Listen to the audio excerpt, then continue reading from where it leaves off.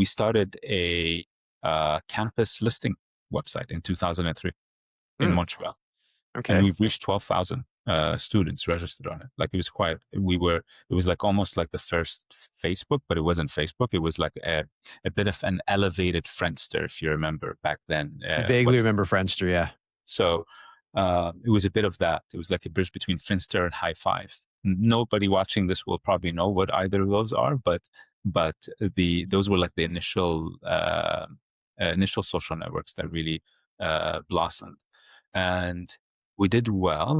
But the investor that we had on board, SAD, was constantly pushing us to figure out a better commercial model. The commercial Mhm. models back then were not really clear for a campus university listing website. And we're like, but we think we have something. We have traction. We have people registering.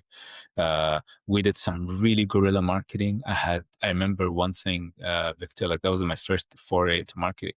I had gone to all the computer labs. Now, back in the day, people didn't have laptops. They Mhm. had to do work. They had to go into a computer lab. And I went into all the computer labs, Concordia, McGill, HEC, UQAM. I went to all the universities in Montreal, and I changed the homepage on all Oh, the to the listing website. That's how I got traction. It was a bit that of a is guerrilla. awesome.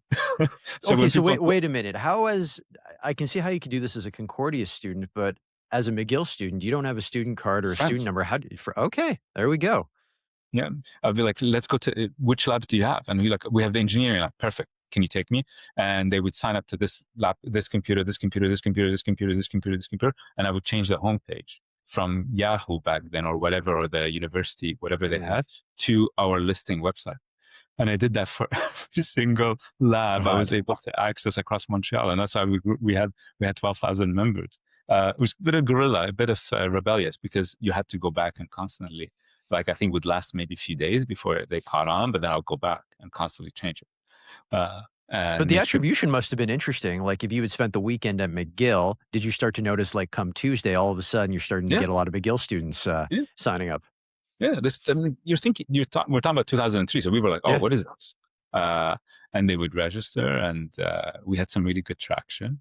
I have a couple of stories like that, like guerrilla marketing that we did that was quite fun back then. I don't know if you can get away with it today, but uh, and but then slowly it was like, okay, but what is the commercial? Like, how do we stalled a bit after we've done Montreal. Like, he's like, and the joke was, am I gonna go now to Ottawa and go to Toronto and live there for a Mm. week and change all the home all the screens? Actually, I started calling students that I have, and through the International Association, I made a lot of friends from different universities all across Canada.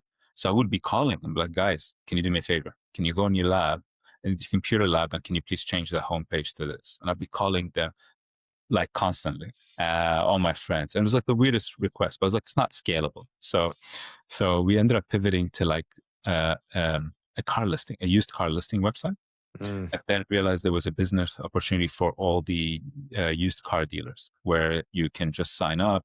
It was like the first foray into SaaS, you could say, or because then if you had a dealership, you didn't have a website, then you can now, instead of manually posting all your used cars separately on Kijiji or eBay or Craigslist or whatever that existed back then, we created a platform that allows you to just upload all your inventory and press a button, and automatically it will populate and push all your listings to Yahoo Autos, eBay, um, Craigslist, and all the other ones that existed. And that became a much more viable commercial model. And that's when V12 was born.